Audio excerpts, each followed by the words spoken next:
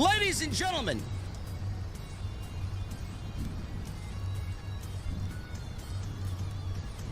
I'm exhausted, I'm tired, I have a weaker than normal voice.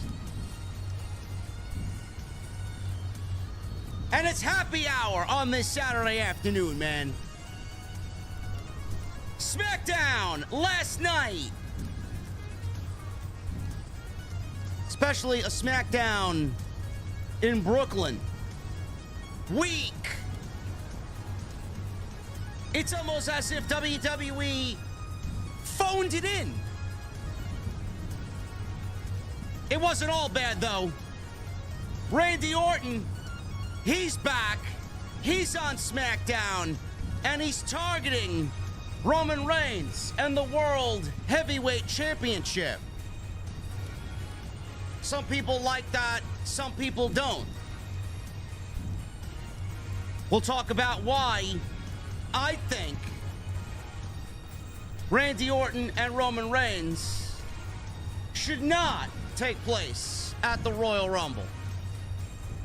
Also, Logan Paul, United States Champion. We haven't seen him since he beat Rey Mysterio at Crown Jewel. Who's next in line for that title? We got a tournament happening on SmackDown, and I'll tell you exactly who is going to win it and should win it. Ladies and gentlemen, it's happy hour. All drinks at a premium price. Ice cold. We're going to the OTS venue on this Saturday afternoon. And when I get there, I got one question for all you guys. What the fuck are you guys drinking? I'll see you over there.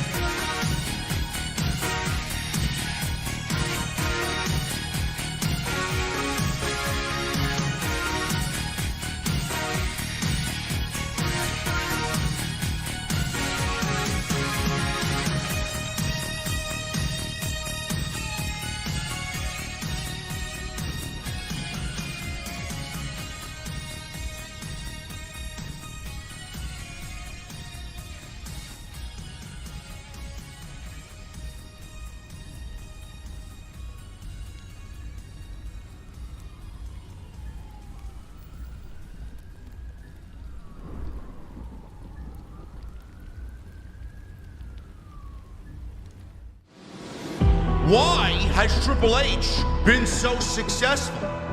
Why is Triple H running WWE better than Vince McMahon and Bruce Pritchard on Monday and Friday night? Long-term booking.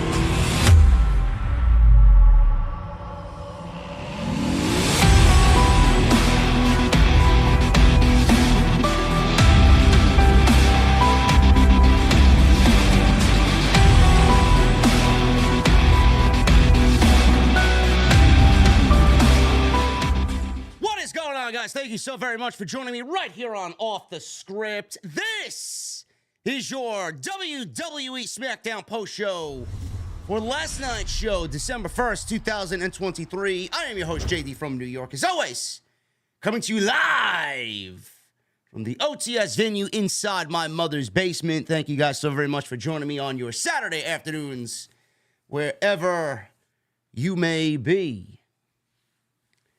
I am tired, man. I'm really tired. If you guys saw me literally 30 minutes ago, I was on my couch watching a Rick Hackis Destiny 2 video about the new dungeon, and I passed out. I am exhausted. House of Glory was last night. We had our final show of 2023, the darkest hour.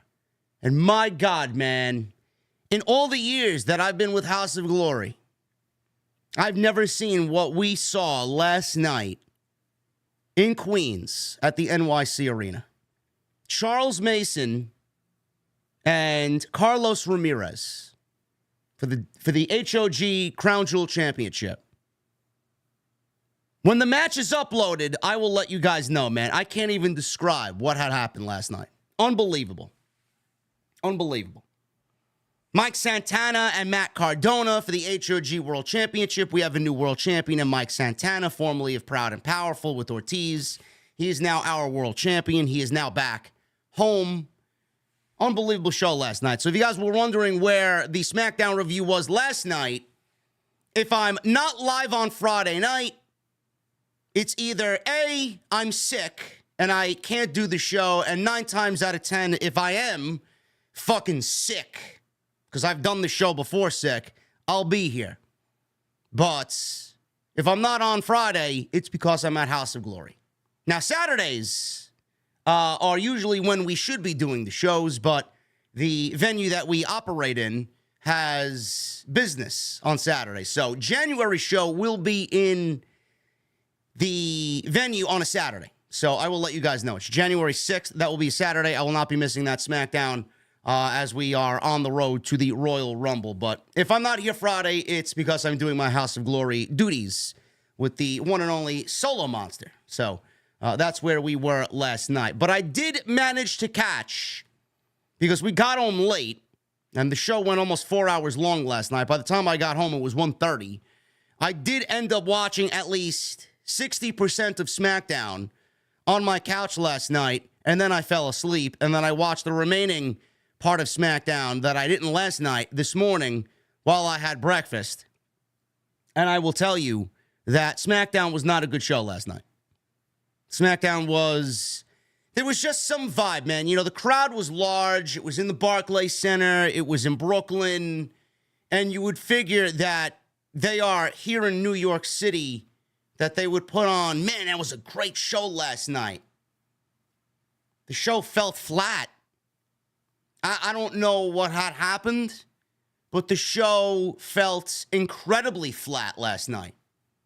Really wasn't focused at all. Nothing really particularly big happened outside of Randy Orton signing with SmackDown, which we'll talk about in a little bit. But man, everything from the crowd to the matches to even the commentary, everything just felt incredibly weak and flat. There was literally no excitement at all on the show. And how many people were in the Barclays Center? 14,000? I mean, we had almost 900 people at the NYC Arena for House of Glory show, and we were probably louder and more energetic than 14,000 in the Barclays Center. Now, maybe it was me. Maybe it was late. Maybe I was sleepy-eyed and I didn't really get the whole gist of SmackDown, but it was quiet. And it was very, very run-of-the-mill, just filler last night on SmackDown. The biggest thing that happened last night is Randy Orton. And I want to spend a good chunk of time talking about Randy Orton here. I think everybody's happy that Randy Orton is back. And he came back after 18 months. He had the back injury. He was in War Games. He won War Games for Team Cody. They beat Judgment Day. Showed up on Monday Night Raw. Wrestled Dominic Mysterio. He's not even on the brand anymore, so I don't know why he, I guess to continue what had happened coming out of War Games, they figured, you know what? Let's throw him into a match with the weakest member of Judgment Day, Dominic Mysterio, and then boom. Get him a nice clean win back after 18 months. No harm, no foul. We then go into Friday, and Randy Orton is a free agent. We figured he would be operating on Monday Night Raw and go and come as he pleases. WWE wanted to nail down a brand for Randy Orton, and that's exactly what had happened last night. the whole story was Randy Orton is here. Nick Aldis and Adam Pearce were arguing about which brand was going to get the services of Randy Orton. And it ended up being that Nick Aldis had the more attractive offer for Randy Orton because Nick Aldis can get him what he so desperately wants, and that is the bloodline, that is Roman Reigns, that is the World Heavyweight Championship. Randy Orton shows SmackDown he is no longer a free agent, and I'm glad that they actually gave Randy Orton a brand instead of keeping him free agent. I'm actually glad that they moved him off of Monday Night Raw because CM Punk being back, we don't know which brand he's going to be on as well. Apparently, he's a free agent also, but I think he's going to be operating on Raw because the rumored match between he and Seth Rollins is obviously a Raw brand, being that Rollins is the Raw champion. So Punk will probably primarily be on Raw. But with Orton moving over to SmackDown, it gives them a little bit more star power at the top when Roman Reigns wants to sit on the island of relevancy and not come to work. I like this move for a couple of reasons. One, not only does it give SmackDown some much-needed star power at the top, it also continues the storyline that clearly deserves a payoff. I mean, WWE would be foolish to not put Randy Orton in a feud with Roman Reigns and not close that chapter, being that the bloodline put him out for 18 months. I mean, that's a long time to be out. So they wrote him off TV. They're continuing where they left off, and I like it. Now, the thing is, what else is there left to do? Legitimately, what's the story here? What's going to be how we get to Randy Orton and Roman Reigns? We're already on December 2nd. WWE doesn't have their next pay-per-view until the end of January, the last Saturday in January, where the Royal Rumble will be taking place in Tampa, Florida. What are they going to do with Randy Orton on SmackDown through all these weeks to build interest in a match with Roman Reigns? Oh, man, Randy Orton versus Solo Sikoa. Oh, Randy Orton versus Jimmy Uso. It's great. Maybe we'll get a tag team match with Randy Orton and LA Knight. We saw LA Knight come to his aid last night. Randy Orton and LA Knight versus Solo and Jimmy. Or Solo and Roman, maybe. I mean, it's just the same old formulaic garbage. So December 2nd, all the way up until the end of January, WWE is going to have a very difficult time keeping this hot. That's what I'm afraid of. And I just said in the open that I would not book this match for the Royal Rumble. And I hope that it doesn't get booked for the Royal Rumble. I hope that WWE keeps in mind that the Bloodline also put someone else out. And that someone else is AJ Styles. That's what I hope that they do. Because WWE, if you add AJ Styles into this, now you can make this feel a little bit different than what we just saw with LA Knight and John Cena. When John Cena came back, his primary focus was the Bloodline. John Cena teamed with LA Knight at Fastlane. I don't want to have the same type of tag team match, this time only with Randy Orton replacing John Cena. If AJ Styles comes back, that adds a little bit of a different feeling to the overall vibe of what you're trying to tell with this story with Randy Orton and the Bloodline. We can get AJ and LA Knight and Randy Orton against Roman, Solo, and Jimmy. We can get a nice combination of matches there, even if you want to include the rest of the OC, Carl Anderson and Doc Gallows. They'll be back eventually too, and I'm assuming that they're not on TV right now because AJ's not on TV. And I believe Doc Gallows was actually injured, so they all had something going on. Carl Anderson had the birth of a new child with his wife, and Doc Gallows had an injury, and AJ Styles. I don't know if AJ was really hurt, but I'm assuming AJ was just selling the injury because of what the Bloodline did to him several weeks ago. So that's one way that they could do it. But then you start talking about, well, who's going to get Roman first? Is it going to be Randy or is it going to be AJ? I question you this. Why would you want to do Randy Orton versus Roman Reigns at the Royal Rumble right away? This would be Randy Orton's first singles PLE match by the time January comes in 20 months. There's only one outcome here. Does Randy beat Roman? No.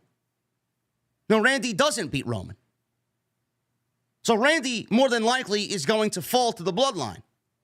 Is Roman going to win clean? Roman never wins clean. There'll probably be some fuckery.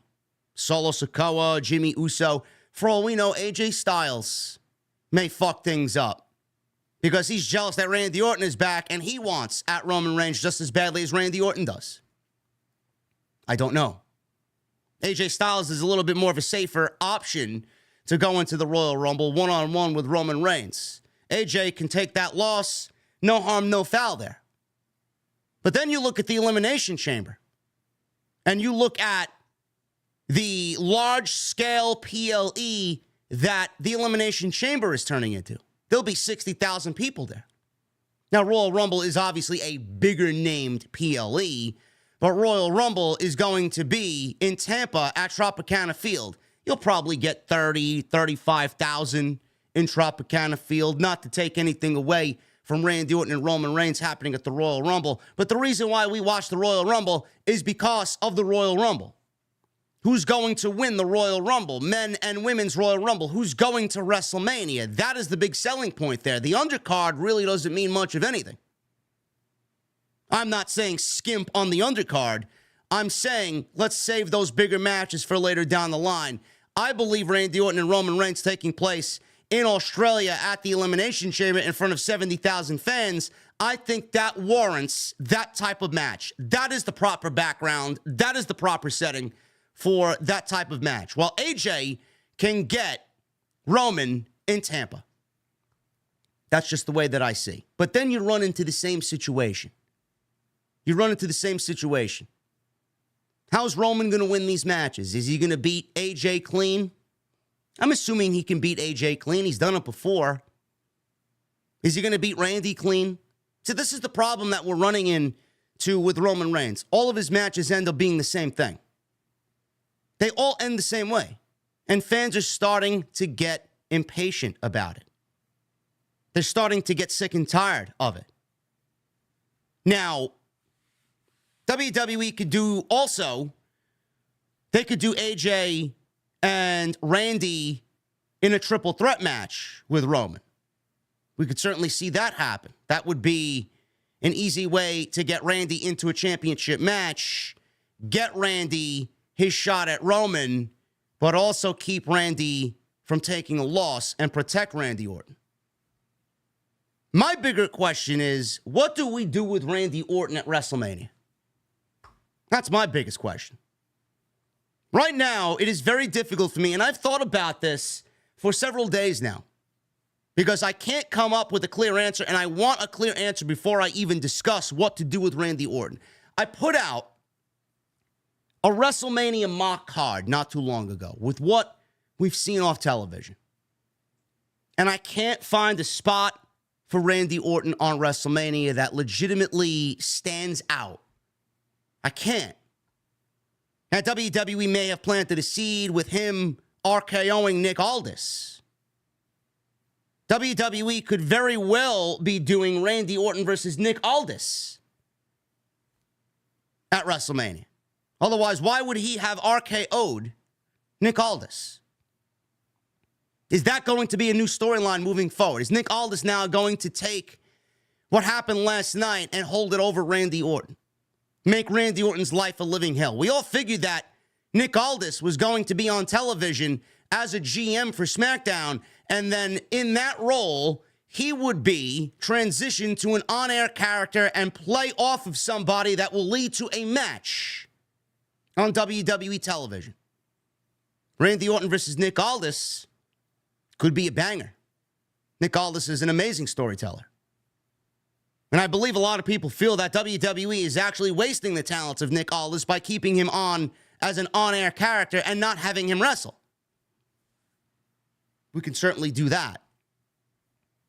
We could do Randy Orton versus AJ. I don't really find much interest in that. We've seen it before, and I'm not really interested in seeing that happen again. One thing that I want to throw out to you guys. Is it that far out there that if Randy Orton and Roman Reigns does happen for the Universal Heavyweight Championship, is it out of the question? Is it not even a possibility that Randy beats Roman Reigns?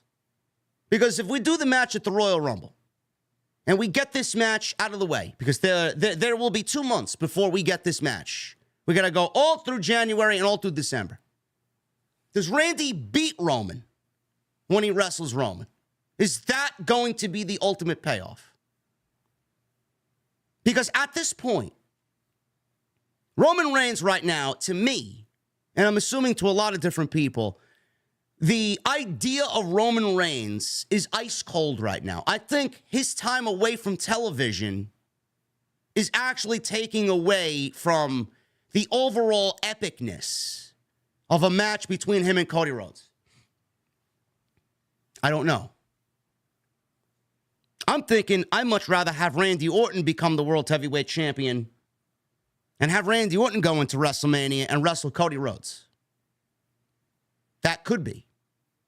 But then again, just like with Randy Orton right now, I'm struggling to find somewhere for Randy Orton on WrestleMania's card.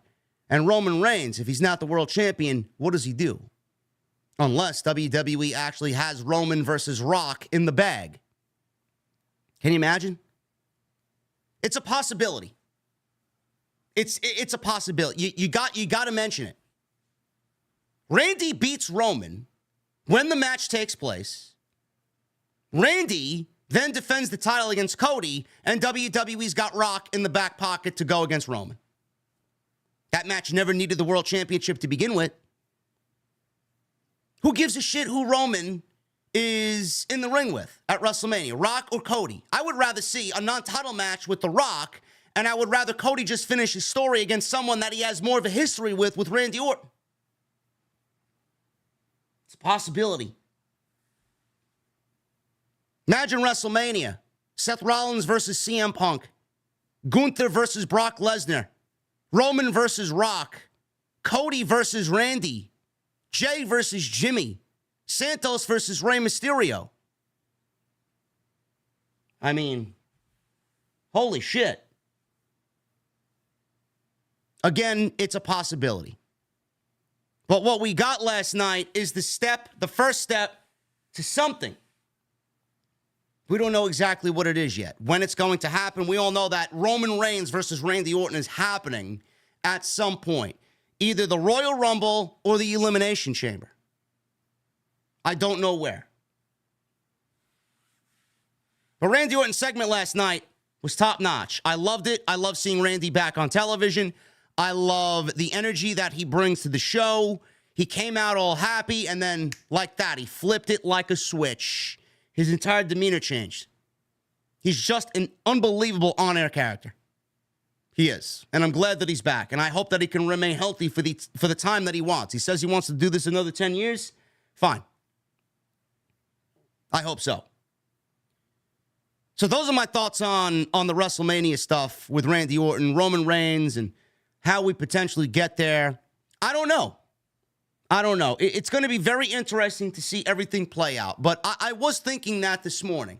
Who would you rather see Randy Orton in a match with at WrestleMania? Or Roman Reigns, I should say. Roman Reigns in a match with at WrestleMania. Is it going to be Roman Cody, or is it going to be Randy and Cody? I would rather see Randy and Cody. It's just me. I don't know. LA Knight's going to be getting Logan Paul at WrestleMania. There is no other match for Logan Paul at WrestleMania. No other match.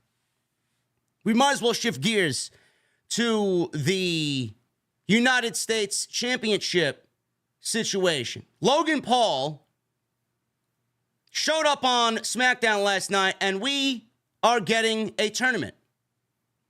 We are getting a full-fledged 8-man tournament for the United States Championship, and the field of 8 is already set in stone. We have Austin Theory, we have Grayson Waller, we have Kevin Owens, we have Karrion Kross, we have several top names. Santos Escobar is in there, Dragon Lee is in there, an unnamed NXT superstar will be a part of that group as well. We have some decent names in this tournament. Logan Paul, WWE needs to do something with Logan Paul. He needs to be on TV a little bit more than, what we see of Roman Reigns, because we can't have 2 primary champions on Friday night being part-time champions. It's not a good look. There's nothing for that roster to fight for, which in turn makes the shows boring. Roman's not there, the shows are boring. Then you're going to have Logan Paul, who's holding the second biggest title on the brand, not there. It makes the show even that much more unimportant. He needs to be there. The tournament is a great idea. I don't know why we need another tournament, but the tournament, it's a great idea. I'm not going to really complain about it. I don't know who the NXT star is going to be. I could make a logical guess. I don't know who it could be. It could be anybody from Carmelo Hayes to Braun Breaker. This would be a fantastic opportunity to start getting the ball rolling on Carmelo Hayes getting up to the main roster and getting him integrated into the show within the new year and potentially featuring him alongside Bobby Lashley and the Street Profits. So that's my number 1 right there. And honestly, with the set of talent that's in this tournament, Carmelo Hayes and his wrestling style probably fits best in the entire tournament. Could be Braun Breaker. He also fits very well in that tournament, and I think he's ready for a main roster call-up right now anyway. I don't know what we're waiting for. I don't know who else could be in that tournament. It could be anyone from Frazier. It could be Axiom. Axiom had a great showcase against Dragon Lee. Maybe they awarded him an opportunity at the United States Championship for having a great debut match on SmackDown. I don't know. Could be Trick Williams. I have no idea. But I'm going with Carmelo Hayes because he makes the most sense. And right now, he's not a part of the field of competitors for the deadline main event, the Iron Survivor Challenge. I don't even think he's in the match yet. So I think Carmelo Hayes probably fits best in that tournament. So we'll see. Tyler Bate. Someone said Tyler Bate in the chat. Tyler Bate's also ready for a main roster call-up. But Tyler Bate, the way I see him fitting in is he has the opportunity to really fit in on the main roster because what they're doing with Pete Dunne, he has no friends anymore. So Pete Dunne and Tyler Bate, they have quite the history from NXT UK. Triple H may want to play off that. Tyler Bate gets called up to the main roster, and he befriends Pete Dunne where Pete Dunne has no friends. I could absolutely see that happen. It could be Von Wagner. Von Wagner was drafted as a free agent. He's got one of those stipulations where he could go from brand to brand. He can float anywhere he wants. Maybe they use him in this role. Maybe we see Odyssey Jones. Odyssey Jones got called up to the main roster. He hasn't been seen since the WWE draft. I don't know. But I could see Carmelo Hayes fitting in perfectly with the styles in that tournament. Who's going to win the tournament? I think Kevin Owens is going to win the tournament. Kevin Owens should win the tournament. Kevin Owens had a long, drawn-out promo last night with Logan Paul, and that is a very safe match for Kevin Owens at the Royal Rumble. Kevin Owens is not winning the Royal Rumble. Kevin Owens is on SmackDown. He's got nothing else to do and nobody of interest to feud with. The best thing to do right now, because he's the second biggest babyface on the brand behind LA Knight, is put him in a match against Logan Paul. It's safe enough to where it's not going to do Kevin Owens any harm. And it could be an absolute sleeper banger match at the Royal Rumble. And it could serve as a great undercard on the Royal Rumble where we don't need to give away these mega matches on that show when we have the Royal Rumble, 2 of them to look forward to. Yes, I know Santos is a very attractive option. Yes, I know Dragon Lee is a very attractive option. And you can go Dragon Lee and play up the fact that, you know, Logan Paul beat the greatest luchador of all time in Rey Mysterio.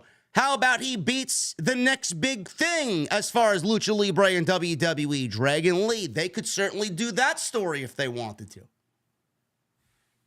Santos Escobar doesn't really make any sense. I don't see him winning the tournament. I see Rey Mysterio coming back and really fucking his chances up. Honestly. Or I could see Dragon Lee fucking his chances up. Or Carlito fucking his chances up. I don't see Santos Escobar winning this tournament. Santos Escobar is not winning this tournament. He's going to get his when the time is right. And right now, it's not about Santos. It's about Santos building his heel up against Rey's babyface and getting that match done at WrestleMania. Then we get Santos moved up to the next level. Then we start talking about championships. He needs to finish his own story. Santos' story is building and redoing the Lucha Libre image to how he sees it. Can't do that without beating Rey Mysterio. Worry about that first, and then we start talking about championships, because at that point, he'll be an even bigger heel. And maybe we get Dragon Lee when he's built up, because he's got the rocket strapped to him. Maybe we get Dragon Lee and Santos at some point next year for the United States Championship when both guys have been sustained as top of their brand. Santos doesn't make any sense. Bobby Lashley doesn't make any sense. We've seen that, done that, been there, done that. We don't want to see it again. Bobby Lashley's wrestling Karrion Kross next week. Karrion Kross deserves an opportunity. This is the first time we're seeing him in months. Don't really understand why they can't find something for this guy to do. He's got the look. He's got the promo. Now he's in a tournament, and it's looking like he's going to be puppy chow for Bobby Lashley. Kevin Owens is the only choice here that makes sense. The only choice that makes sense. So I'm looking for KO to win that tournament. Grayson Waller's not ready. Austin Theory's not ready. I don't know where Cameron Grimes is. Cameron Grimes should absolutely be in the tournament. And you got to also think about, well, who's going to make a good match for Logan Paul? Who's going to make a good opponent?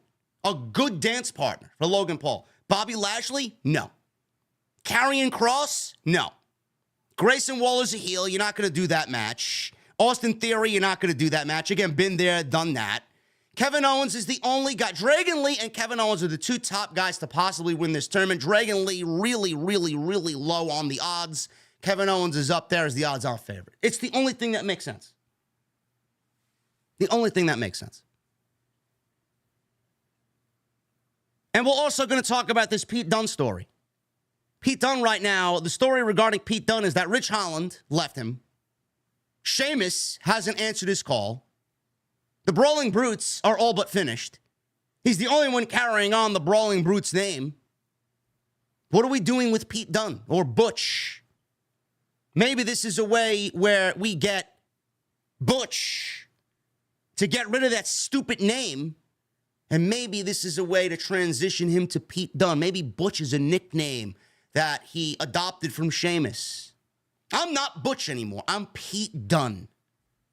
This may be Triple H's way of finally, after all these months of fans waiting, the name is ridiculous. Pete Dunne's not going to be at the top of the fucking marquee with the name Butch. Maybe this is a way for Triple H to finally integrate Pete Dunne to the main roster. Everybody knows who he is. Putting him alongside Sheamus worked. Everybody knows who he is now. He's a staple on the show. Let's get that name changed back to Pete Dunne. Maybe we're in the midst of doing that now. I can only hope. Anyway, guys, we're going to go over all this and whatever else happened on SmackDown right here on OTS. You guys are awesome. Thank you guys for the unbelievable support, man. We are 300 subscribers away right now from 152,000 subscribers. 151. Sorry, I'm getting ahead of myself. 151,000 subscribers. So make sure you guys hit that thumbs up. Continue to support. Let's try for 1,000 likes on today's OTS right here for the SmackDown post on this Saturday afternoon. Make sure you guys follow me on X at JDfromNY206. Also on Instagram, TikTok, and Cameo. Hit that subscribe button down below. Turn on the bell for notifications. Go check out all the other content on the channel. There is plenty of it. Get those super chats in. We'll hang out at the end of the show. We'll have last call here for this happy hour Saturday. And tonight's show is sponsored by my great friends over at The Ridge. Ridge.com/scripts. You guys are going to go to The Ridge this holiday season. And your gift-giving ideas, man, they're going to end right there. If you can't find anything on The Ridge's website, I don't know what to tell you. They got everything for that man in your life, man. Wallets, knives, pens, bundles, you name it. Make sure you guys go check them out. Link is in the description down below. Use that code SCRIPTS and get yourself up to 30% off. Unbelievable. Let's get into the SmackDown post, guys. SmackDown started off with the ladies. It's another story happening on SmackDown that I'm not really all that interested in. I'm actually kind of waiting for it to be over. Where is it going to go? Like, we all know what's going to happen next. We don't know when and how, but we know that Bayley is finished in Damage Control. She's done. Bianca Belair. She's out there. She starts the show. Pretty paint-by-numbers stuff here. Not all that exciting.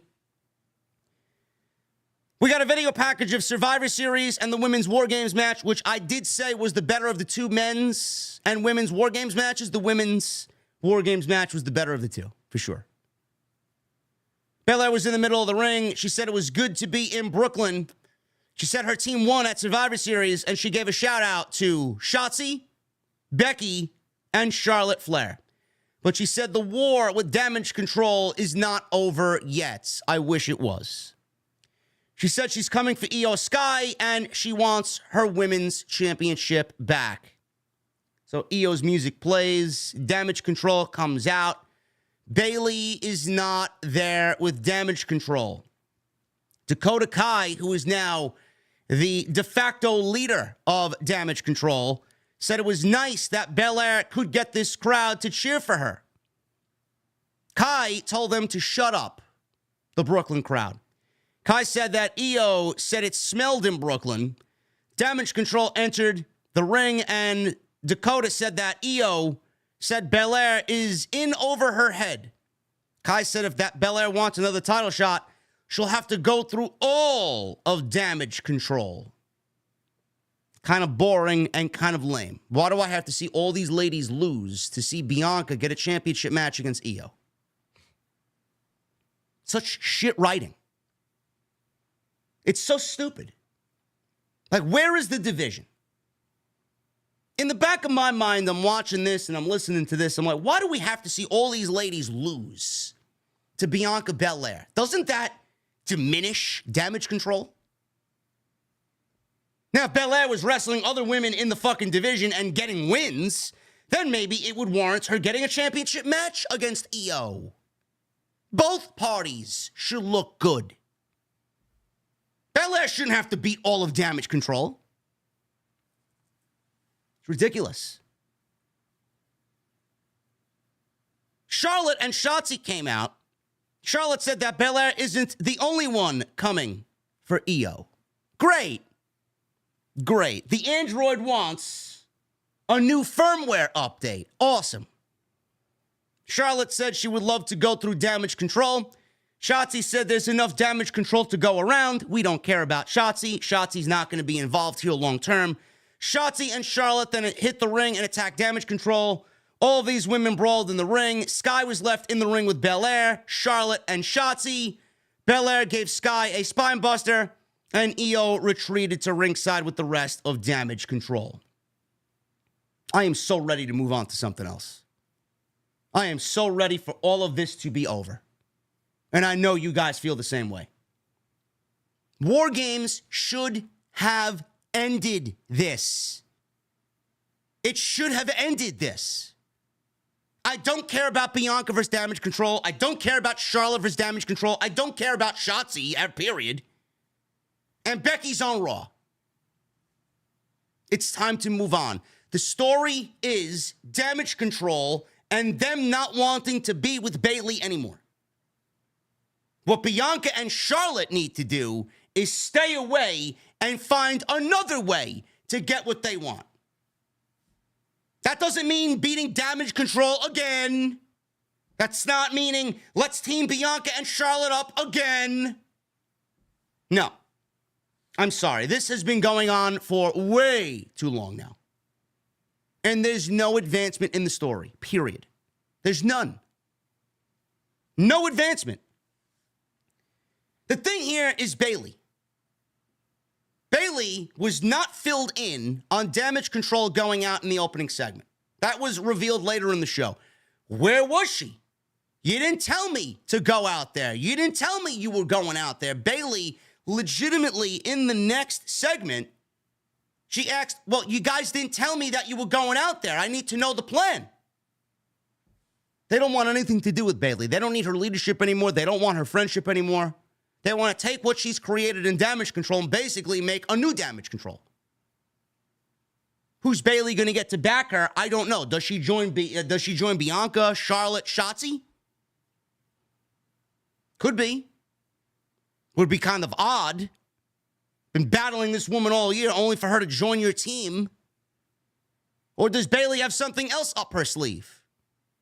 Does she have money in the banks? I don't know. Mercedes is teasing something on social media. I have no idea what they're doing. Mercedes could very well be back in WWE. Sasha Banks could be back on our televisions in 2024. I would not be shocked if she's a surprise in the Royal Rumble. I would not. That's up to Sasha Banks. That's up to whatever that woman wants to do. I know a heavy rumor was that she signed with AEW and they're just waiting for her to get cleared from injury, but clearly she's out there. She's training. She's working towards a comeback. She's mobile. She posted a video on social media. She is in the ring training for her comeback, her return. But where and with who is she going to return to? Return with? We don't know. It could be AEW. It could very well be AEW. Or it could be WWE. Seriously. We'll have to wait and see. But I'm interested more in Bayley getting out of Damage Control because I do think a babyface turn for Bayley could actually work wonders for her. And what you guys saw at War Games, Bayley legitimately did everything to try and win that match to a point where she threw herself into the line of fire, breaking up pins, taking a spear. She tried to win that match the best she could. And they're building the sympathy card for Bayley as we are closer to her removal from Damage Control. When it does happen, fans are going to side with Bayley, and Bayley's going to be a babyface once again. Is she going to be hugging everybody, Bayley buddies? No. No, we are well beyond that. But I think it's going to work out pretty well for her. And it may actually inject some life into the Bayley character. Because I don't think she's been treated fairly at all. She's been treated like a punching bag. Butch. He made his entrance. And he's the last remaining member of the Brawling Brutes, says the commentary team. He was going one-on-one with Bobby Lashley. And Bobby Lashley made his entrance with the Street Profits. They were very much baby faces in Brooklyn. I don't know what WWE is doing with this new group. A, it doesn't have a name. B, they've portrayed the Street Profits and Bobby Lashley as a heel faction. I think last night's reaction to Bobby Lashley, if you guys watched the show, is one of a babyface reaction. The fans don't want to boo these three men. They don't. They're cool. Fans have asked for something along the lines of a new Hurt Business. And WWE has given us a new Hurt Business. Why would they want to boo Bobby Lashley? I think WWE should just play into the fact that Bobby Lashley's a babyface. Seriously. He went one-on-one with Butch. This wasn't a bad match. Lashley, before the match, said Butch shouldn't deal with him. He said he will break Butch into pieces. Lashley asked Butch if he was ready for that, and Butch slapped the shit out of him. So Angelo Dawkins and Montez Ford were on the outside with Bobby Lashley. Butch was all alone, which is the story here. But Lashley, after a commercial break, Butch landed a moonsault from the second rope. We go into commercial break. After the commercial break, Lashley had control inside the ring over Butch. He held Butch in a vertical suplex. Butch fought out of it. Lashley met Butch with a big slam down to the mat. Lashley then threw Butch to the outside of the ring. He ran Butch into the ring post like he usually does. Back in the ring, Lashley went for a spear, but Butch moved, and Lashley himself ran into the ring post. Butch fired up, hit a double stomp onto Lashley's arm, landed a blockbuster. Lashley stopped Butch's momentum, got in a power slam, goes for a cover, only gets a 2 count. Lashley yelled at Butch to stay down after Butch again slapped Lashley. Lashley eventually hit what I thought was a great-looking spear. 1, 2, 3. He gets the win over Butch. Butch continues his losing ways because he does not have his boys. The Brawling Brutes are no more. Now, I don't know if we ever got a reason for why Ridge Holland walked out. I think we were to make an assumption on our own about Ridge Holland walking out. Sheamus has been on the shelf with an injury, and he's due to come back any week now. So maybe we'll get some resolution there. But Butch is all by himself. And I'm wondering if this is Triple H's way of getting Butch his own storyline, moving him away from the Brawling Brutes, and then changing his name because Butch was an adopted name from Sheamus to include him into the Brawling Brutes. That's what I hope it is. And I truly believe Butch needs a name change, to be quite honest. He's not going to ascend the ranks as Butch. Butch challenging for the United States champion. No, it's stupid and it's lame. It sounds so cheesy. It doesn't sound legit at all. Pete Dunne, the bruiserweight, sounds a little bit more legit. Pete Dunne is a great pro wrestler. I think a name change is coming, and I hope that's the storyline that we're leading to for this to happen, honestly. So we'll see what happens. Nick Aldis. He was shown in his office. Paul Heyman walked in and asked Aldis if he invited. And before I get to Paul Heyman,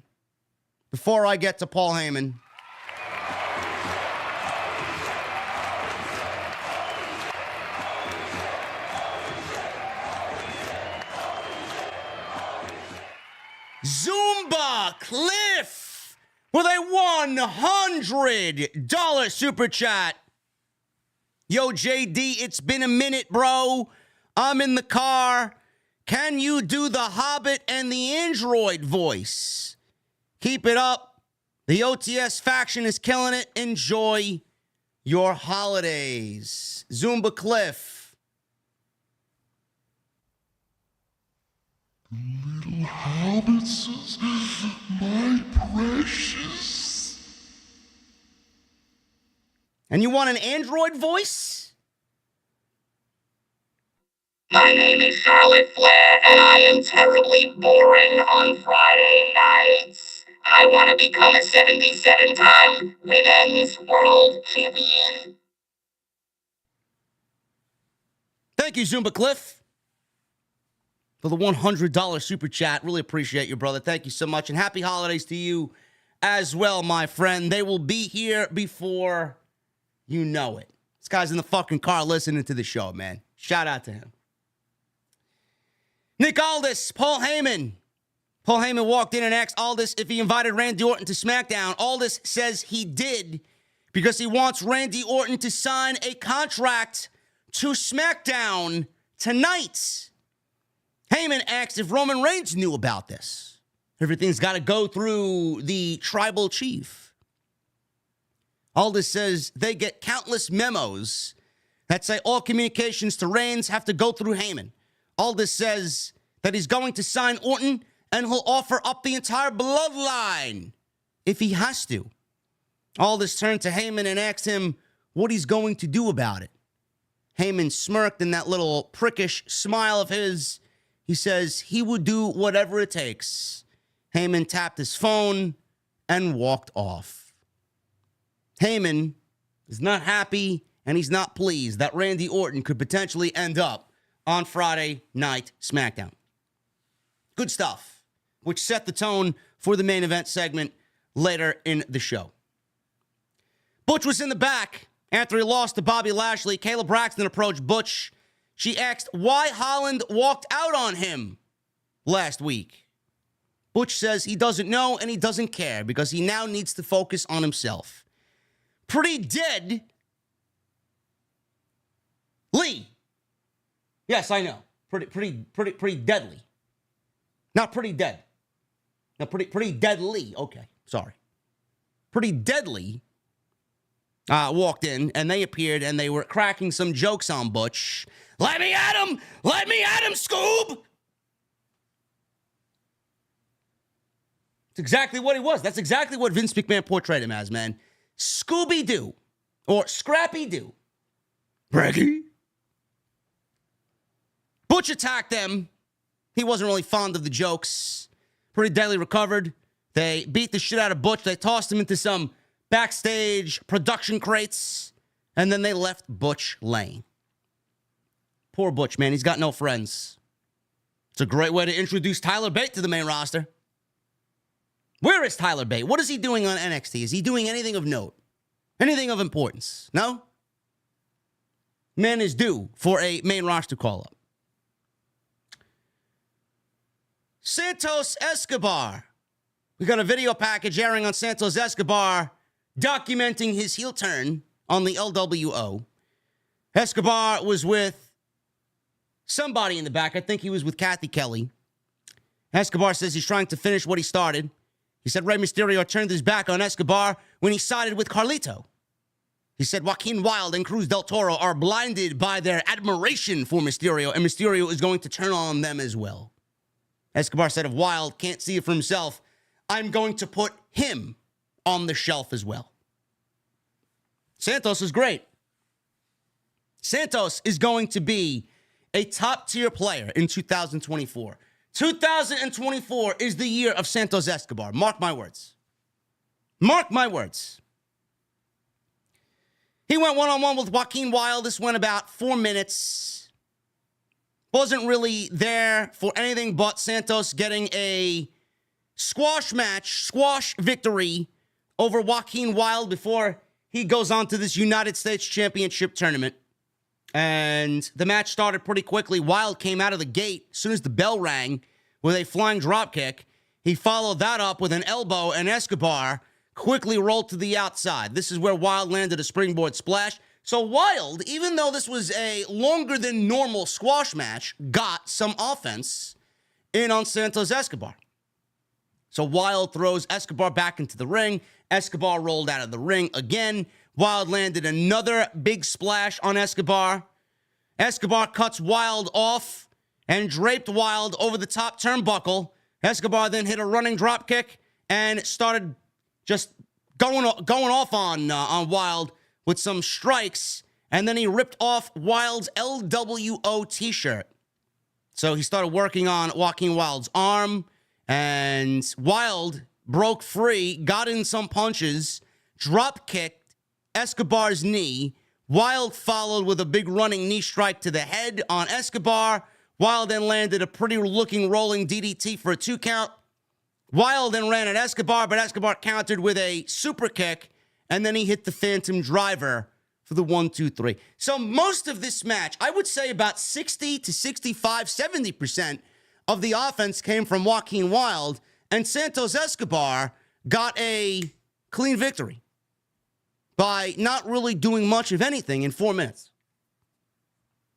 So Santos got the win. Phantom Driver for the 1-2-3. Escobar ground and pound on Wilde until Dragon Lee's music hit. He ran down to the ring to run Escobar off. So Escobar left. It looked like he left, and then he came back again and attacked Lee from behind until Lee fought Escobar off with some kicks.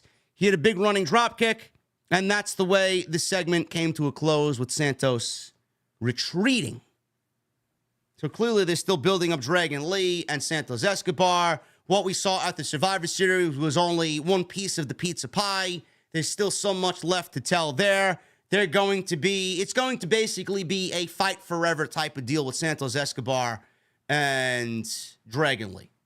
They are going to be rivals from the word go here. Again, like I said, I don't think Santos Escobar is going to win this United States Championship tournament. I think that he's going to get fucked over by Carlito or a mixture of guys that he doesn't really like right now that are still affiliated with the LWO. Because right now, Santos is all by himself. Rey Mysterio's on the shelf, but Joaquin Wilde, Cruz del Toro, Dragon Lee, and Carlito are all looming, and they're all wanting a piece of Santos Escobar. Well, Santos has no backup. Now, the rumored backup for Santos Escobar could come in the way of Angel Garza, Humberto Carrillo, and Elektra Lopez. So they may find a way to integrate Elektra Lopez, who was a part of the old Legado, into this new Legado with Angel Garza and Humberto Carrillo. So we don't really know what is going to happen here, but Santos, he is off and running. I love what we're seeing from him, and that match with Rey Mysterio is going to be fucking great at WrestleMania. Can't wait to see it. Nick Aldis, he was shown backstage in his office. This time, Adam Pearce walked in. Adam Pearce called Orton a Monday Night Raw legend, and Aldis is trying to sign Orton under his nose. Pearce says he's going to join Aldis in the ring tonight, and with him, he has a Monday Night Raw contract in hand to sign Randy Orton to Raw. Great. Clearly, that did not happen. Logan Paul. He's out there. He makes his entrance. We're finally going to get something with the United States Championship. Logan Paul's in the ring. He's got a microphone in his hand. He said that every friend that stabbed him in the back, every hater that planned his downfall, where are you now? Love it. All these haters, man, they can go to hell. You know how many times I've been on the receiving end of trying to be canceled? We gotta cancel JD. He talks pro wrestling, man. We don't agree with him, so we have to cancel him. All these haters don't say much of anything now because you can't. You can't. And somehow the channel and the podcast just continues to grow year over year over year in such incredible ways. I ain't going anywhere. So I agree with Logan Paul. Where are you now? Logan Paul said he's doubted. The more that he's been doubted, he works harder, and the more he wins. Logan Paul said that all the superstars in the back are jealous because he's the fastest rising star in the history of WWE. Paul said if he wants to put the championship on the line, he would. If they want a title match, fine. You can have it. You can have a title match, but just know that this title's been on my junk, he says. Like everyone has been since he's been there. Logan Paul said a champion is only as good as his challengers. He said he spoke with Nick Aldis, and they are putting together a tournament that starts next week on SmackDown. Logan Paul listed the competitors in the tournament and said the winner will have a nightmare trying to take the title away from him. So we have Kevin Owens, Austin Theory, Grayson Waller, Bobby Lashley, Dragon Lee, Santos Escobar, and Kevin Owens, I believe. Did I mention Kevin Owens? Who else am I missing? Kevin Owens, Grayson Waller, Austin Theory, Bobby Karrion Kross. Karrion Kross is another one. So we got 7 and then 8 with Kevin Owens, and that's the field of 8 for this tournament. So Kevin Owens makes his way out to the ring. Owens stood opposite Logan Paul. And this is something that was highly intriguing coming on in because I think a lot of us has kind of predicted Kevin Owens and Logan Paul at the Royal Rumble. Owens said Logan Paul being in the ring is a nightmare in itself. Owens said the first time he saw Logan Paul was 10 years ago on Vine. Now, I don't remember Vine. And the NXT star as well. I'm sorry. The NXT star as well. Karrion Kross, Bobby Lashley, Santos Escobar, Dragon Lee, Grayson Waller, Austin Theory, Kevin Owens, and the NXT star. Yes. Thank you for the clarification. So I forgot about the NXT guy. We don't know who that's going to be yet. Vine. How many people remember Vine? I don't think I was ever on Vine. He said it only took him 6 seconds to figure out that Logan Paul is an unbearable jackass. Owens said Paul's drink is junk. Not a fan. Owens says he's in the tournament, so the nightmare is about to end because Paul's days as U.S. champion are numbered. Logan Paul said that Owens calls himself a prize fighter. Paul said that 6 seconds is 5 more than he needs to KO Owens. Owens then said Paul is from a different world and the WWE ring is his world. So a nice little tease back and forth here between Logan Paul and Kevin Owens, which I'm assuming will get a little better as time progresses if he does win the tournament and we get that match at the Royal Rumble. Grayson Waller made his entrance with Austin Theory. Waller said Paul is better than that and he doesn't need to engage with KO. Waller called Owens a troll looking for attention. He then said he, Theory, and Paul are forward thinkers. Waller and Theory entered the ring. Theory said that Owens' days of punching people in the face will be over when Logan Paul knocks him out. Owens punched Theory in the face. He rolled to the outside. Waller went with him. Owens and Paul stared at each other, and we got a Kevin Owens and Grayson Waller one-on-one match to follow. Like I said, I've been saying this for weeks now, well before this tournament was even announced. Logan Paul and Kevin Owens is a logical, safe match. It's a safe route to go forward with heading into the Royal Rumble. It really is.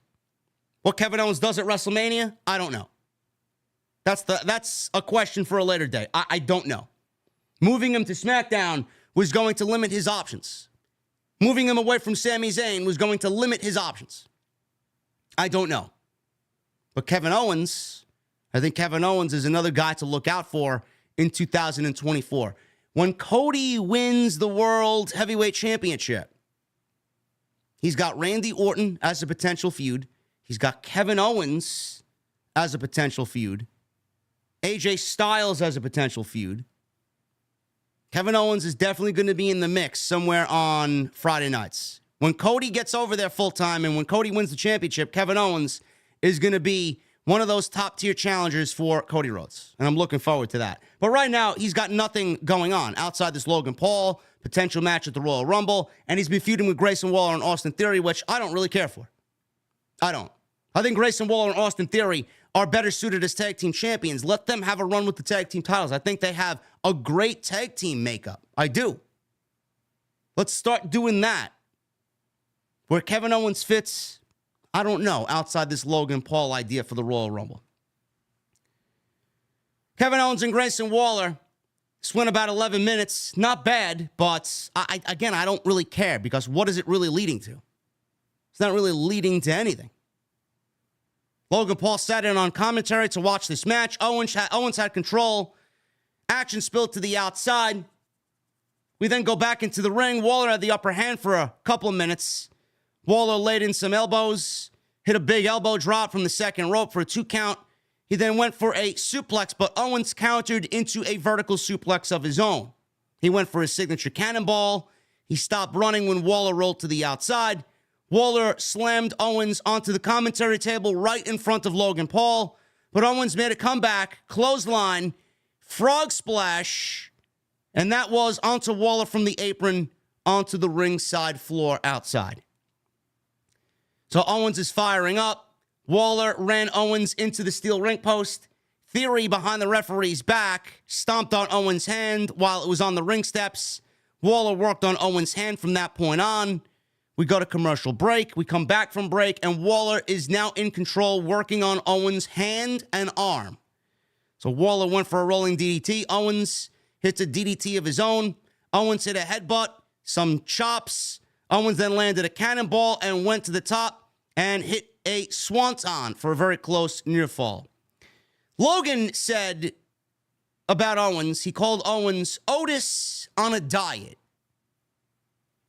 So that's Logan Paul's material. That's a glimpse into Logan Paul's material if they get into a promo battle heading into the Royal Rumble. He's going to use Kevin Owens' body and weight as ammunition for promo material.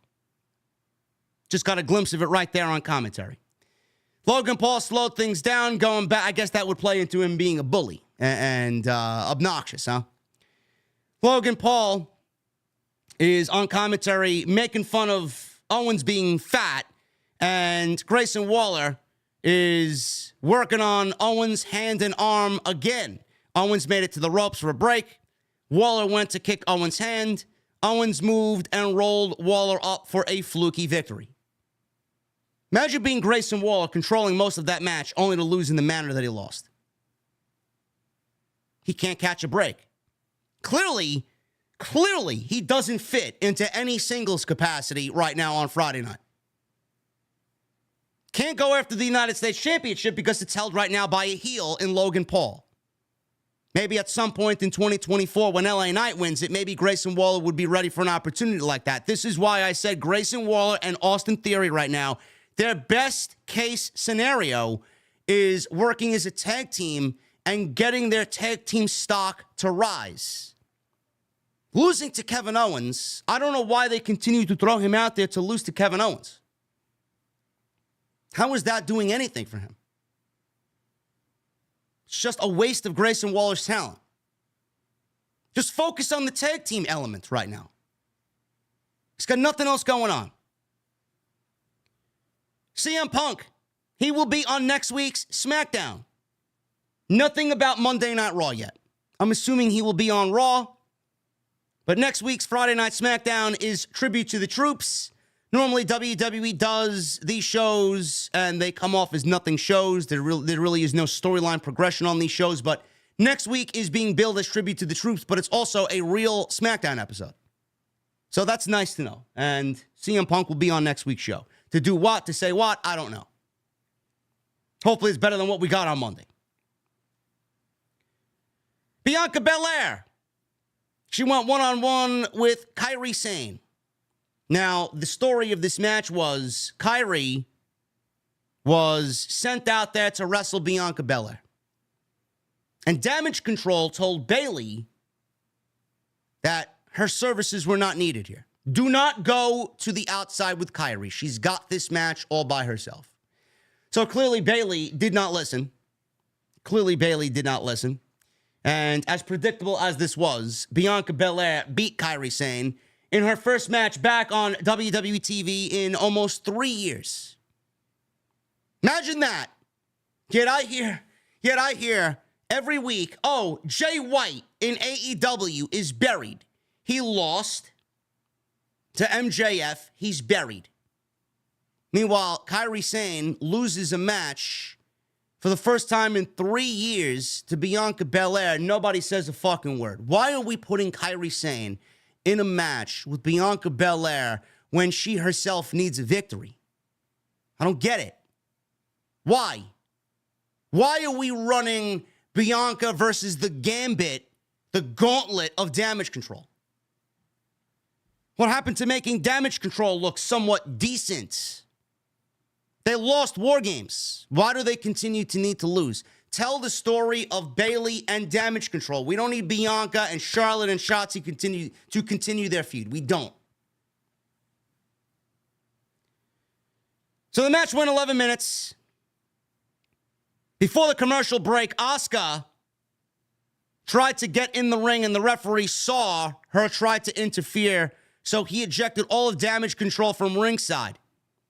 Now, Shotzi and Charlotte did the same thing, and the referee ejected them as well. So this was a real one-on-one match for the majority of the match. So we go to commercial break as the referee's kicking all these ladies out from ringside.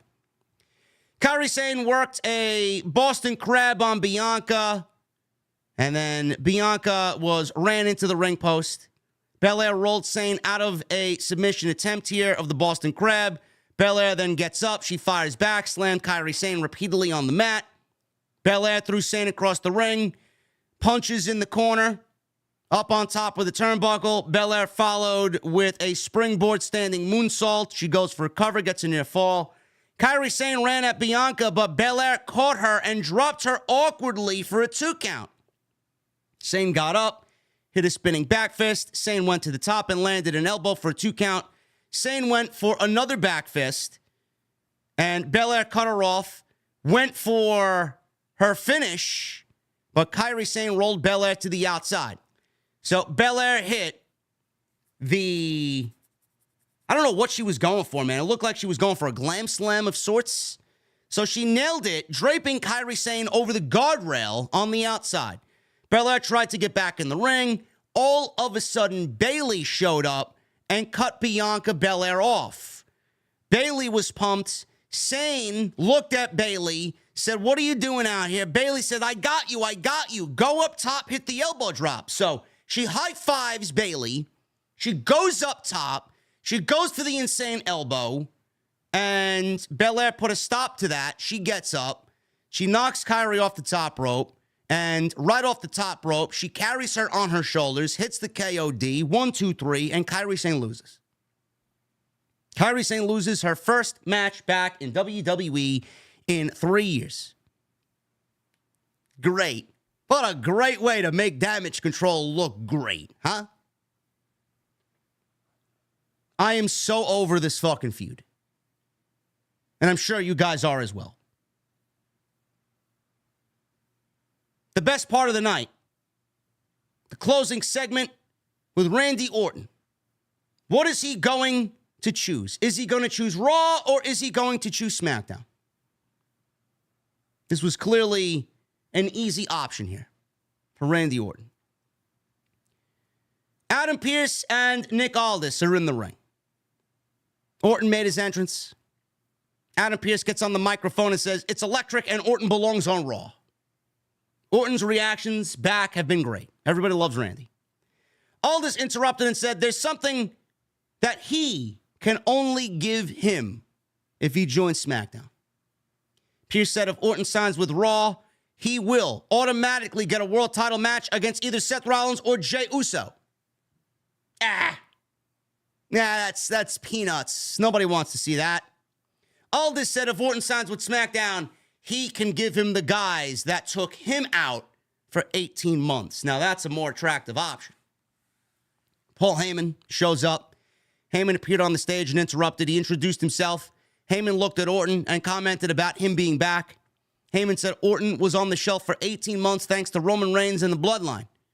Heyman said Orton is looking for revenge. He knows that. He said there won't be any, though, and there won't be any RKOs this evening, and there won't be any decisions made by Orton. Heyman said the Bloodline is going to end up making the decision for Randy Orton. So out comes Solo Sikoa with Jimmy Uso. They make their way to the ring. Adam Pearce and Nick Aldis get the hell out of there. Orton went after Jimmy and Solo. Jimmy took Orton down, and it was a 2-on-1 attack. Out comes L.A. Knight. Yeah! L.A. Knight ran out. He went after the Bloodline. Solo charged, and Knight sent him to the outside. Sikoa pulled Knight to the outside, and they brawled up the ramp. They disappeared. Jimmy and Orton were alone in the ring. Orton grabbed Jimmy, set him up, and delivered his draping DDT. RKO. Then follows Orton looked at Heyman, crowd chanting for Randy. He walked over to Pierce and Aldis and asked for both contracts. Jimmy's still laying in the ring after the RKO. Heyman yelled at Orton, "Go to Raw! Go to Raw! You'll be a lot safer over there." Orton looked at both contracts and tossed the Monday Night Raw contract out of the ring. He made his decision. He opens up the SmackDown binder, takes a pen, licks the pen, signs the contract. He is now officially a member of the SmackDown roster on Friday night and threw the folder down on top of Jimmy, who was still laying in the ring. Randy Orton pulled the microphone out of his pocket, looked at Paul Heyman and said, "Call Roman Reigns and tell him Daddy's back." Nick Aldis pointed at Orton in the ring. He raised Orton's hand. Orton turned and then hit Aldis with an RKO. Don't know why, but Heyman at this point raised his phone. Call Roman Reigns as the segment came to a close. I thought this was easily the best segment of the entire night. Easily. Randy Orton's on SmackDown. You know, Pierce and Aldis continue to build this back and forth between Raw and SmackDown.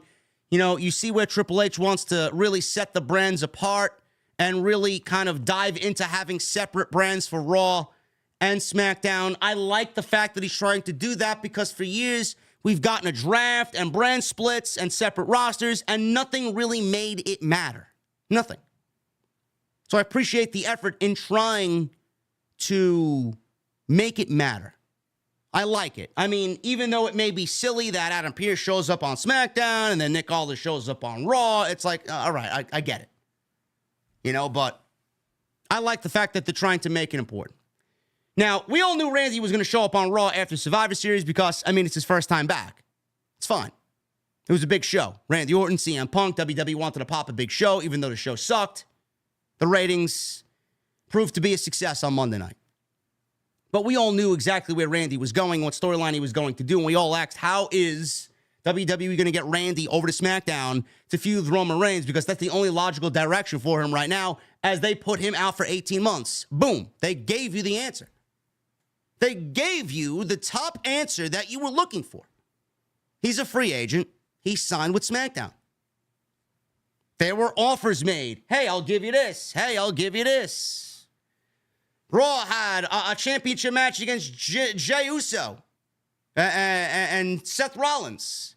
Meanwhile, Nick Aldis had, listen, I'll give you Roman and the Bloodline. What the fuck else do you want? He chose wisely. Orton going to SmackDown makes sense as well because you can't have Orton and you can't have CM Punk and you can't have Cody Rhodes on Monday Night Raw all on the same brand. I mean, that's a little overkill. SmackDown is paint by numbers shit weekly. We need something to inject some life into the show. Moving Randy Orton over to SmackDown while CM Punk operates on Monday Night Raw is probably the best way to go about this. The LA Knight factor here is a big, big proponent. Now, LA Knight, he wrestled Roman Reigns. He rubbed shoulders with John Cena. He's rubbing shoulders with Randy Orton. I mean, if you tell me what WWE does for LA Knight is not top tier shit, you don't know a fucking goddamn thing.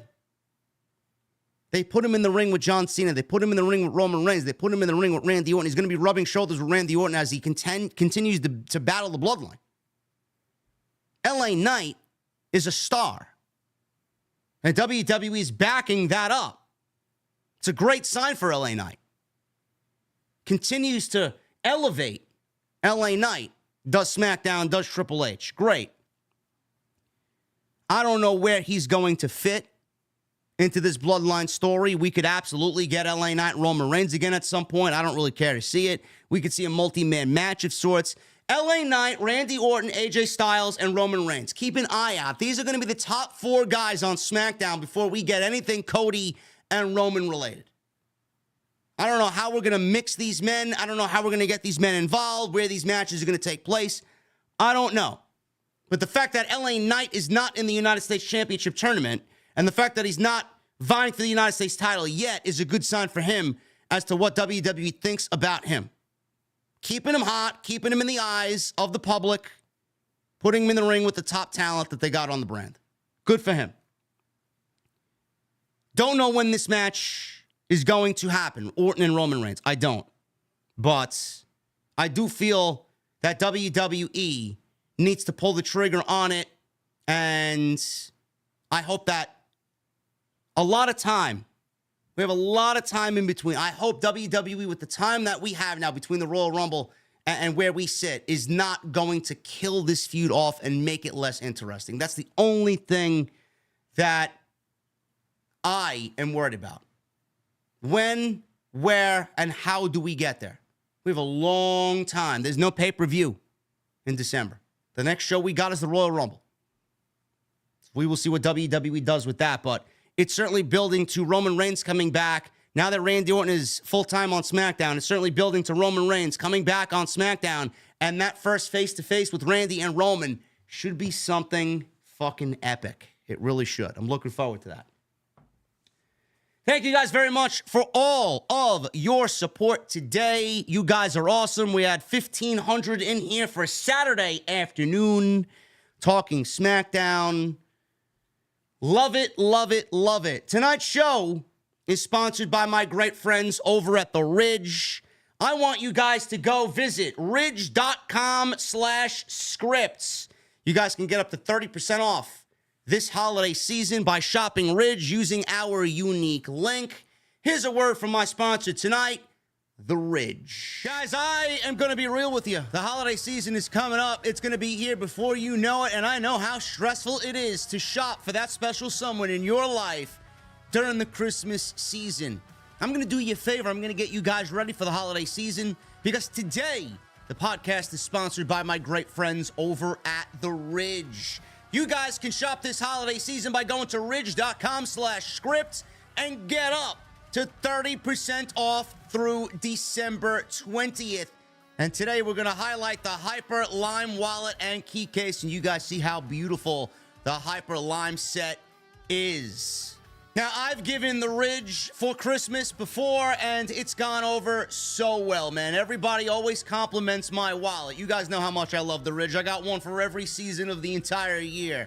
You guys can go to the website and check out the Hyper Lime wallet and key case. If not, you guys can go check out 30-plus colors and styles, including leather, if you like to go a more traditional route. They also got AirTag attachments available on every relevant product, so you'll never lose your essentials ever again.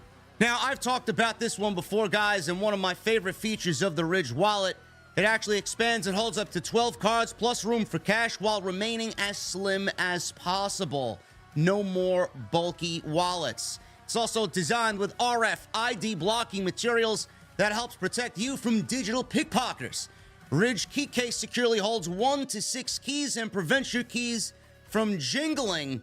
And you guys can get 30% off your order when buying the Ridge wallet and key case together, which I feel are two daily essentials for one great deal. There's over 80,000 5-star reviews, over 3 million customers, and a 99-day risk-free trial that lets you give the perfect present worry-free. You can send it back and get a full refund if they don't love it. Lifetime warranty also included. That ensures your gift isn't just for now, it's for life. So when Santa Claus asks what you want for Christmas, I hope it's the gift of the Ridge. Ridge.com/script. Save up to 30% off now through December 20th. And if you're going to use my link, you guys can enter your email and phone number to have a chance to win a Ridge bundle up to $4,000. No purchase necessary. I want to thank Ridge for sponsoring today's episode right here on Off the Script. Thank you guys for supporting the Ridge. As always, man, go get yourself a Ridge wallet. The best wallet I've ever owned, man. I got so many fucking Ridge wallets, man. I have so many all over the house. I legitimately got one for every month in the year. That's how much I love the Ridge. Unbelievable wallet, unbelievable product. Go get yours today. Up to 30% off.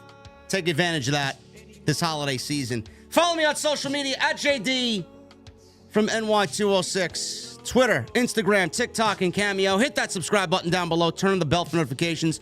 Go and check out all the other content on the channel. And please hit that thumbs up. We got 650 likes right now. I'd love if we can get as close to 1,000 as possible. Who we starting off with here, man? Mendelf's Isma with the $3 super chat. Starting to think KP has some dirt on management. What do you mean by that? Kevin Patrick? Kevin Patrick sucks. I can't stand his voice. He's got a terrible commentator's voice. Cameron Battle with a $4.99 and a $1.99. Hey, JD, so Drew McIntyre is being promoted for Bash in Berlin in August, but his contract is up in April. I don't know what is going on. The ads get sent out way early. Things can obviously change. WWE can always change the advertisements. It's not anything serious to look into. Also, how was Swerve and Mike Bailey? I thought it was a great match last night. Awesome stuff. Great environment. Absolutely electric environment. Sean Ray J with 16 months. 16 months with the best in the IWC. SmackDown was last night, but this is expected with no PLE till the end of January. Gonna be a lot of dull episodes. We're gonna have at least an entire month of dull episodes. As soon as we start hitting that Royal Rumble build, first week of January, things are gonna start to pick up. Hopefully. Angel Alaga with 19 months. Only 6 months for the Golden Mike. JD, do you think Randy should put over Solo at WrestleMania? That would elevate Solo to even be a bigger star. I mean, that's a possibility for a WrestleMania match, but I mean, if he wrestles Randy and loses, if he wrestles Roman, rather, Randy wrestles Roman, why are we just going to put him in a match against Solo Sikoa at WrestleMania? I mean, it probably makes sense because there'll be nothing else for him to do, but it's kind of dull, no?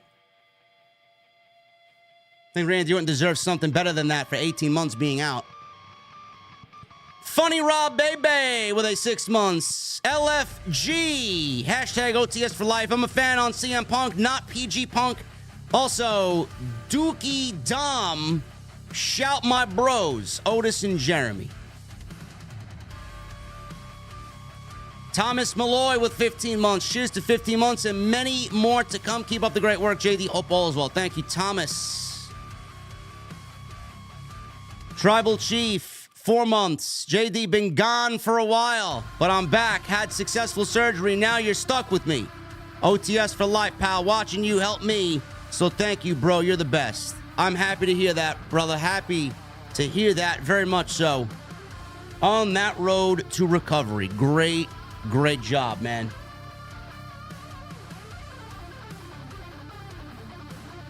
Kratos with 39 months. Oh my goodness.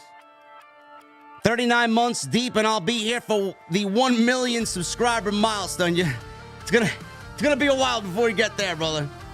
Keep doing you, JD. I'll take an old-fashioned on the rocks. The only way they're made, brother. The only way they're made. Hashtag OTS for life. Tay the Savior with a $4.99. JD, do you see Roman Reigns vs. Randy Orton happening at the Royal Rumble? I do, but I would not prefer it. We could see Reigns Styles or Reigns LA Knight. We don't know yet. Couple of options there. Ricardo Linnell with 40 months. Oh my goodness. 40 months as a channel member and much longer as a subscriber. OTS has and continues to be the best podcast in the IWC. JD, the tribal chief of the IWC. Thank you so much, Ricardo. Always appreciate your support, brother. Tay with a $4.99. Who from NXT do you think should get the spot in the U.S. title number one contenders tournament? Carmelo Hayes. Bevlar with a $1.99. I think the man behind the devil mask is Psyduck. Psy-eye.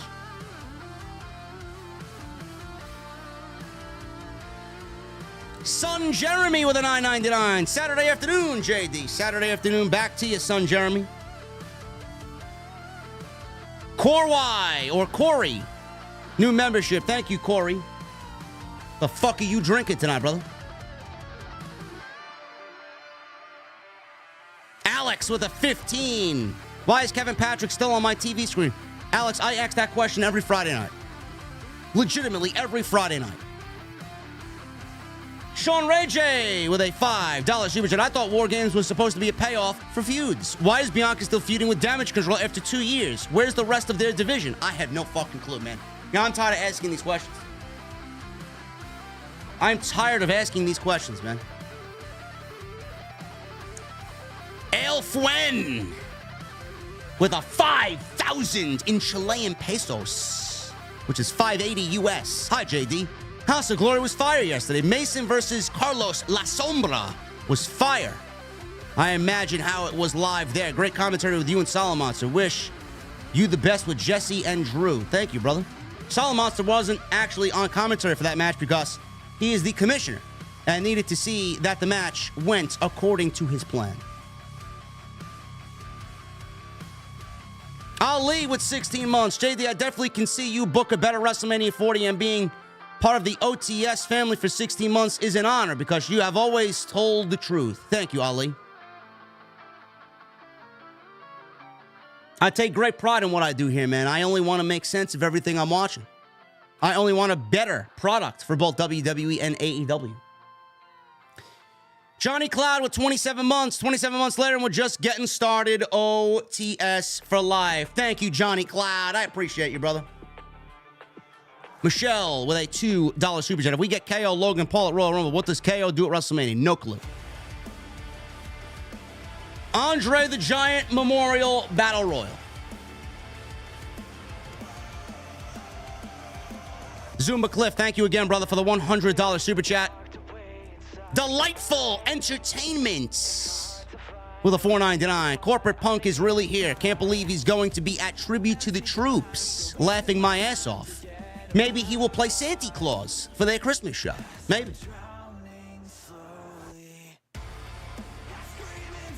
Santa Punk.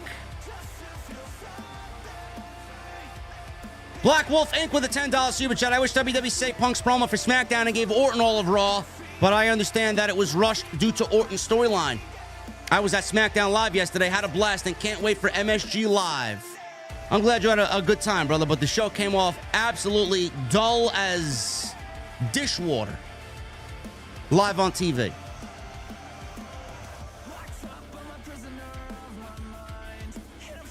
NCO7, 13 months. Thank you for your membership, brother. Appreciate it.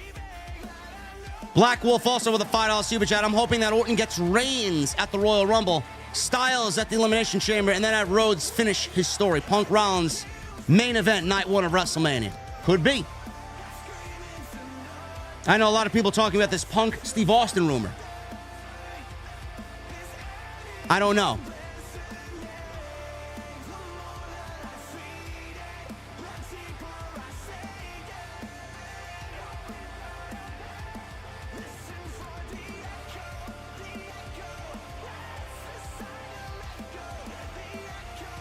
Young Money Production in the chat.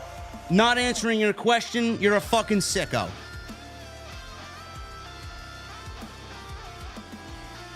Get out. Ridiculous. Some of you guys are just plain ridiculous. Anthony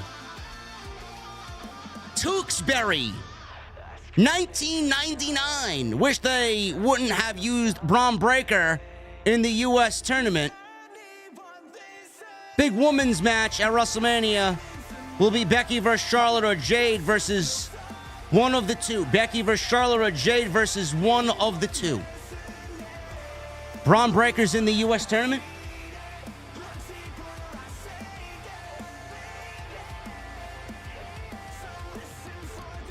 Is that what they announced? Braun Breaker's in the U.S. tournament?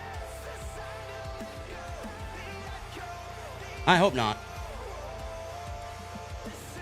Kevin Stallman with a $5 super chat. Hard for me to believe that Triple H is behind the illogical booking when most of Vince McMahon's cronies are still in the WWE. They gotta abide by the rules, man. Nick Khan and Ari Emanuel want Triple H in charge, so I believe Triple H is in charge. Hiru with the $2 super chat. Did you talk to Swerve? I did not have the opportunity to talk to Swerve. I wanted to get at least a minute of his time, but I was not afforded that opportunity last night. He did actually walk over to commentary because Solomonster did a little preview of the show last night, and he did walk to the commentary booth, and he shook my hand, and the words that came out of his mouth when he introduced himself, he looked at me, and the first thing that he said was, "You son of a bitch," and he shook my hand. That's all I could say. Listen, man, we love Swerve. Don't know what I did. Don't know why. He had a problem with me. I don't. I wanted to get some answers last night.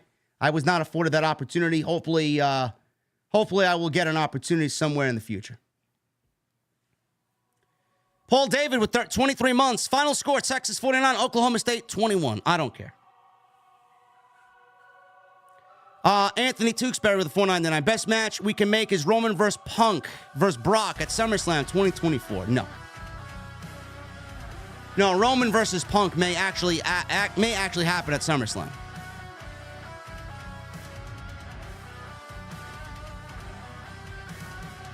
Raging Girl Gamer with 38 months.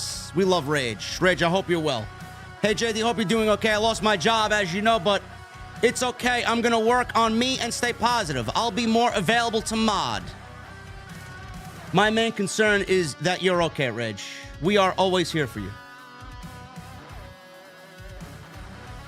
Black Wolf Inc. says, that mean he fucks with you. I don't know, man. I at least wanted to offer an apology if I did anything to him. You know, that's what I wanted to do, but I wasn't afforded that opportunity last night. Maybe sometime in the future. Riddick's Classic Arcade. 37 months. People are saying Punk vs. Reigns, which has history to work from, especially with Heyman. Not for Mania, though. Save it for SummerSlam. Absolutely. Summer of Punk 24. Absolutely. Black Wolf Inc. with a $5 super chat. I have this feeling that the devil may be Pac or Sean Spears. They've been gone for a while. Absolutely not. Absolutely not. Hamson210 with a $10 super chat. You always keep me entertained since I've been saying or staying tuned since 2017. How would you feel about the dream match of the Acclaim versus the New Day? Also, can I get a Raquel Rodriguez Gonzalez? Is the Acclaim versus the New Day a dream match? I don't think so. And Sean Ray J with a $10 super chat. This will be the last one for the night.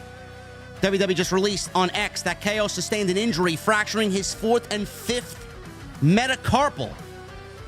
They are really trying to keep Punk and Owens away from each other. Is that what they just said?